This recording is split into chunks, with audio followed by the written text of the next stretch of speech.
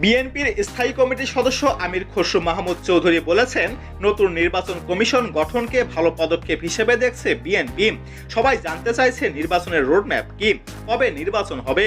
দেশি বিদেশি অংশীজনরা এটা জানতে অপেক্ষা করছে। ইসির নতুন শপথ নেওয়ার পরিপ্রেক্ষিতে এ নিয়ে একটি ভালো বার্তা যাবে।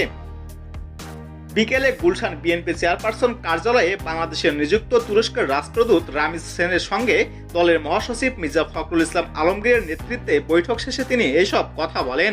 নতুন নির্বাচন কমিশন সফল হবে আশা প্রকাশ করে আমির খসরু বলেন, একটা সুষ্ঠু নির্বাচনের দিকে তারা যত দ্রুত সম্ভব এগিয়ে যাবে, সেটাই প্রত্যাশা থাকবে আগামী দিনে। তুর্কি রাষ্ট্রদূতের সঙ্গে বৈঠকের বিষয়ে তিনি বলেন, তুরস্ক বাংলাদেশিদের জন্য চিকিৎসা ব্যবস্থাকে আরও সহজ এবং উৎসাহী করতে চায়। একই সঙ্গে রোহিঙ্গা সমস্যা সমাধানে বাংলাদেশের সঙ্গে কাজ করার আগ্রহ প্রকাশ করেছে দেশটি। স্বৈরাচার সরকারের পতনের পর বাংলাদেশের সঙ্গে সম্পর্ককে আরও উচ্চ পর্যায়ে নিয়ে যাওয়ার চিন্তার কথা জানিয়েছে তুরস্ক।